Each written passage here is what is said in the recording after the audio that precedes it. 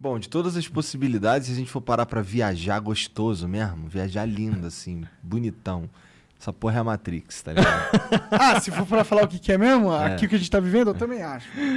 É a Matrix e esses bagulho aí que estão ali a gente não consegue explicar, a gente não consegue explicar que é porque não era pra gente tá vendo aquela porra mesmo. É falha, é o gato preto passando lá, né? Pois é. Pode crer, né, cara?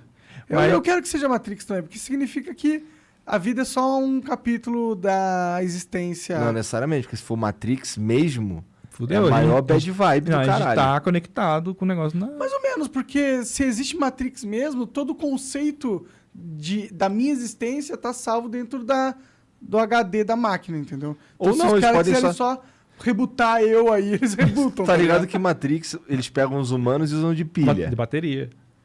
tá ligado? Tu lembra do filme? Sim, mas mesmo assim, se esse Então tipo... assim, foda-se o ser humano que tá ali, ele é só uma bateria. Tudo bem, mas esse Matrix não explica toda a existência. Tipo, porque, ok, mas quem criou aquele humano que tava ali, que a Matrix tá sugando? Não, é que assim, é um mundo que existia igual o nosso. Não, e aí- eu sei como que... Tô ligado, tô ligado. Então, mas é uma possibilidade, assim, se é pra pirar nas possibilidades, então Mas vamos. A gente pode realmente- estar em Marte, né? São marcianos que criaram uma civilização humana na E a Terra. gente tá que é um país jogando um inóspito, jogo. Né? Pô, um jogo, a gente é... Na verdade, a gente nem existe, só você é o personagem. Pode crer. A gente é uma programação. Ou isso daqui é um MMORPG muito do caralho, entendeu? Né? Cada um tá em casa. Eu gosto dessa. De ser tudo... Eu acho que é tipo... eu acho que o jogo da vida é o seguinte. Você é um gravador. E aí o seu papel é viver várias vidas muito loucas. Aí você vai acumulando elas. Black Mirror. Tem um episódio de Rick e Morty dessa porra É? também. Tu vive a vida do Roy. E aí acontecem coisas na vida do Roy e você pode ir pirando ali na maneira como você leva a vida. Caraca, mano. O Rick and Morty já fez tudo também, né, cara? Tem igual o Simpsons. Eu tinha uma ideia. O Simpsons já teve. Tipo, não tem mais como se Por isso que prender. eles são Rick e Morty, essas paradas. Mas né? falando de realidade simulada, tem um experimento, que agora eu esqueci o nome, que os caras estão tentando descobrir se realmente a gente vive numa simulação. E como eles vão fazer isso? Eles pensam, vamos supor que tudo é uma simulação de computador mesmo. Se é um computador, então ele deve ter uma limitação de hardware. Né? Então, ele não deve ter poder infinito, ele tem alguma limitação. E aí eles querem fazer um experimento seguinte, tipo, eles querem tentar fazer algum tipo de observação que mostre o limite. Sabe quando você está jogando Super Mario 64? E que você está andando no horizonte, tem nada, aí você anda um pouquinho e aparece a árvore. Ou jogo de corrida aqui, do nada vai ser um prédio na tua frente, porque o jogo está renderizando enquanto você joga. Então ele falou que em algum lugar no universo a gente não vê, porque está sendo renderizado. Aí, se eu não me engano, esse experimento, eles iam usar um conceito quântico da dualidade da partícula. Que a partícula pode estar em dois lugares ao mesmo tempo. Entrelaçamento? Não, na verdade é só a dualidade mesmo, que ela pode ser onda e partícula ao mesmo tempo, Tá. até ser observada. O Double Slit Spectrum. Isso. Aí, por exemplo, como ela só pode ser definida quando ela é observada, é como se o universo estivesse renderizando aquele negócio para você ver. Pode crer. Entendeu? Então eles estão tentando fazer um experimento que tenta provar essa tese. É bem provável que não tem nada. Eles só vão comprovar de novo a dualidade da partícula. Mas é interessante. Né? Eles estão fazendo tipo uma vaquinha para carregar fundos para tentar fazer esse experimento. Entendi, porra. Saber se o universo está renderizando. Tipo, por que a gente vê a partícula e não vê? A gente vê ela onda ou partícula? Por que ela tem essa dualidade? Porque ela renderiza aquilo lá que você precisa ver naquele momento. Entendeu? Que nem um jogo. Aí O que já pensou? Isso daí provaria que a gente vive uma simulação. E que tem uma limitação, né? Que, ela não renderiza tudo porque só renderiza o que você precisa ver. Pois é, Tem né? parte do universo que não é nada, não está renderizado. Então, nesse caso aí, a Terra só não é plana porque é por acaso. Né? Porque alguém falou, não, eu vou fazer uma modelagem redonda. Eu acho que a modelagem dessa Matrix ela deve ser similar de quem criou. Tipo, provavelmente a gente criou simulacro, né? uns... exato. Então, deve simular a Terra as leis do mundo original aí, né? Que é a referência que ele teria. Isso se for o mundo original, né? Porque aí a gente entra naquela pira de tipo, se uma raça, uma inteligência conseguiu fazer uma simulação perfeita como essa, quem disse que alguém já não fez antes e ela é essa simulação que fez a outra simulação perfeita que vai fazer novamente uma outra simulação perfeita. E isso mata de ansiedade as pessoas. Porque, por exemplo, quando eu comento essas coisas com a minha esposa, sobre, por exemplo, o universo, a possibilidade dele ser infinito. Ela fica pirando contigo, né? Mano, ela fica ansiosa, ela não gosta que eu comente, por exemplo, da idade do universo. Ah, o universo pode ser infinito. O que é o infinito? Uma coisa que não tem fim. Eu não consigo conceber uma ideia de uma coisa que não tem fim. Assim como a gente não consegue conceber o que é perfeito. Né? Ou Qual nada. a referência? Ou nada. O que existia antes do Big Bang? Sei lá, sei Entendeu? lá. Tipo, Tem várias teorias. eu imagino uma folha em branco infinita também. Tá Tem gente que fala que o Big Bang ele é como se fosse uma sanfona. Ele expande, aí depois vai chegar um momento que essa expansão vai cessar, e ele vai contrair de novo para explodir de novo. Ele vai ficar fazendo isso E eternamente. isso leva A criação de tempo vários... que a gente só não consegue imaginar. Então, um tempo surge com o Big Bang, Aham. né? Que é quando começa a entropia. O tempo é a própria expansão e contração. Exato. Então, ficaria fechado. Mas, caramba, essa sanfona nunca vai parar? Sabe? Pois é, né? Eu fico pensando, mano, o infinito é uma coisa que me buga, cara. Eu não consigo conceber a ideia do infinito. Uma coisa que não tem fim, ou que não tem começo. Deixa eu parar pra pensar se a gente é realmente infinito, tipo, a nossa alma tem depois... Imagina que loucura você pensar, mano, pra sempre eu vou existir. Pra sempre eu vou existir. E aí? Tem Imagina uma, que teoria, louco. tem uma teoria da imortalidade quântica, que, por exemplo, vamos supor que existe um multiverso, né, que existe várias realidades. E aí, nessas várias realidades, tem vários monarcas. Né? Tem um monarca que está nascendo agora, nesse exato momento, em alguma realidade, e tem um monarca que está morrendo, entendeu? Porque, mano, são períodos de tempos diferentes, de universos diferentes. Então, à medida que você morre, está nascendo em outro universo. Então, você nunca morre. O monarca sempre vai existir nesse universo. Tipo, a ideia da minha existência, né? Você sempre vai ecoar, né, sua existência nesse multiverso, onde você, nesse momento, está morrendo e em outro lugar está nascendo. Sim. Entendeu? Aí eu falei, caraca, que doideira, cara. Quanto mais a gente pensa nisso, mais difícil fica acreditar, eu imagino, no que existe vida após a morte, não é? Ou não? Como assim? Pra mim é o contrário. Cara, é que assim, se a gente começar a pirar que tudo isso daqui...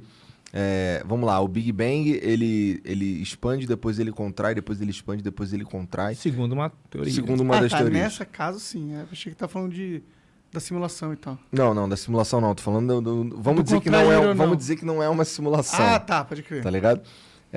E se a gente ficar pensando, viajando nessa parada aí, porra, qual o sentido? Assim, cadê as vidas que vêm depois que a gente morre? Um dos questionamentos que eu tive quando eu deixei meu lado espiritual, né, de lado, é que eu pensei, tá, vamos pensar que todo mundo morre e vira fantasma, vira uma alma e tal.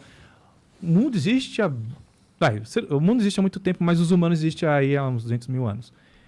Cara, a gente... Mano, tá lotado de fantasma, sabe? É muita vida que existiu, sabe? Onde ia colocar tanta gente? Por isso que eles inventaram a teoria da reencarnação. Sim. Que daí são sempre os mesmos indivíduos que vão reencarnando. Mas uma coisa que uma conta que não fecha é, então, os seres humanos controlam quantas almas existem ou são criadas, entendeu? Porque o nível de almas que vão existir, pelo menos almas humanas, se acredita que é um negócio exclusivo do humano, né? Uhum. Meio que é controlado pela nossa matemática de natalidade, tá ligado? Então, Deus, por demanda, constrói almas a partir do nosso desejo. Os caras estão transando muito aí, vou ter que fazer um monte de alma.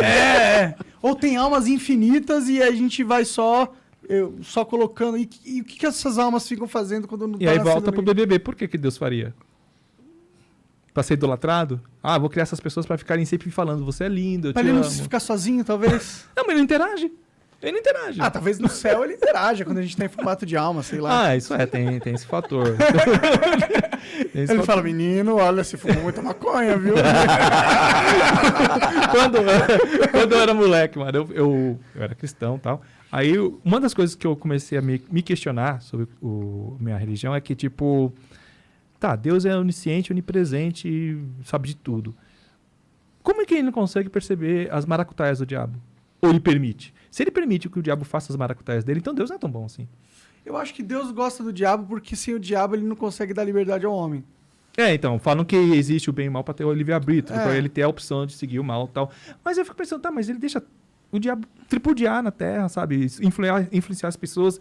E ele é onipresente e onisciente. Então, Pô, então ele tem um pouquinho de maldade, um pouquinho de sadismo, sabe? Ou talvez a perspectiva dele é diferente, porque se ele sabe que você vai morrer e você vai estar salvo, porque ele é Deus e foda-se, ele sabe tudo, ele fala assim, ele vai sofrer aqui, mas, tipo, o que é esse sofrimento relativo a toda a eternidade que eu sei que tá com ele, tá ligado? Tipo, Então, porque a gente tá falando aqui, usando como referência a nossa cultura, Exato. nossa convivência, né, nossas ideias. E a gente tá falando de seres que são celestiais, que supostamente teriam uma visão diferenciada das coisas, mais ampla das coisas. ilimitada, né? A gente, muitos dos nossos sofrimentos é dado da nossa limitação física, né? Tipo, a gente sempre sofre quando a gente se sente incapaz de algo e se dá muitas vezes pela nossa limitação física. Um ser que não está encarnado ou um ser que não pertence a uma realidade física, ele, em teoria, tem totalmente uma perspectiva diferente ali, né? Eu acho. O ser humano é um ser de sofrimento, se for para pensar, porque a gente sente dor, a gente sofre porque a gente quer que a dor cesse. A gente está bem sucedido, a gente sofre porque a gente quer mais, quer se superar. Ou manter. Medo que nem o YouTube mesmo faz isso com a gente. O YouTube fala lá, pô, teu vídeo tá em primeiro lugar.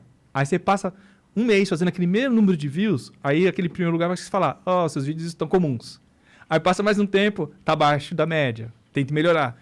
Então a gente está sempre nessa ansiedade. A gente nunca está satisfeito. O ser humano é um ser feito para sofrer. Sim. Desde que a gente viveu e criou uma sociedade, a gente sofre, né, com ansiedade.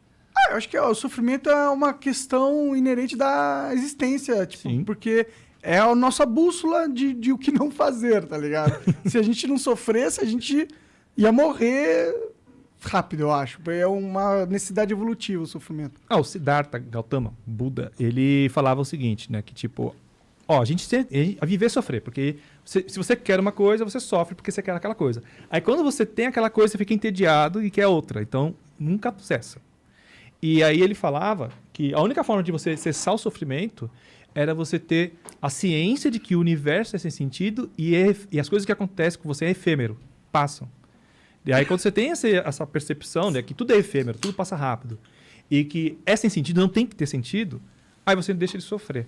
É o nirvana que ele fala, né? Quando você consegue chegar nesse nível, você chega no nirvana e não sofre mais. De reza a lenda que ele chegou. Só que eu acho que... Caralho, o nirvana é cagar e andar pra existência. Esse cagar, tipo, é dor, vai passar. Tô feliz, também vai passar. Tudo passa. Então, é isso que ele prega. Ele fala que para deixar de sofrer, você tem que estar ciente que tudo é efêmero e que tudo é sem sentido. Entendeu? Deixar de se importar. Por isso que eles pregam desapego, essas coisas, porque tudo para eles é passageiro. Entendeu? Eu acho que o Schopenhauer falava, né, que tipo... a gente vive sempre naquele ciclo que é querer ter e ficar entediado porque tem. Eu vivo isso com games, cara. Quero sempre achar um game, eu acho o game, aí tem aquele momento que eu fico viciado, aí eu aí começo a enjoar do game, aí vai ficar, cara, que preciso de outro game. Mas é tudo, na vida é tudo, cara. Dizem que, tipo, eu tava lendo um livro que falava sobre como que a gente começou a criar a nosso ciclo de ansiedade. Nossos antepassados eram caçadores-coletores. Eles viviam lá no mato, aí, tipo, eles não tinham local fixo para viver, então eles pegavam ali as frutas, os animais da região. Essa é a melhor época para ser um ser humano. Eu queria ter nascido nessa época. Eles não tinham preocupação, tipo, acabou as coisas aqui, vamos para lá, naquela montanha, pegar as bananas que estão ali. E aí, quando a gente começou a se agrupar como sociedade e se estabelecer em locais, aí cada um teve uma função e a gente começou a cuidar de plantações, ter ansiedade se vai chover para molhar aquela plantação. Aí a gente começou a criar esse ciclo de ansiedade. E hoje está pior, né? Porque hoje a gente tem rede social, a gente tem tanta coisa que fica exigindo a nossa atenção e a gente precisa estar sempre sendo paparicado por elas, para a gente se sentir melhor, para a nossa dopamina subir. Então, a gente está num caminho de aumento de ansiedade, sabe? Mas eu acredito que começou quando a gente começou a viver em sociedade.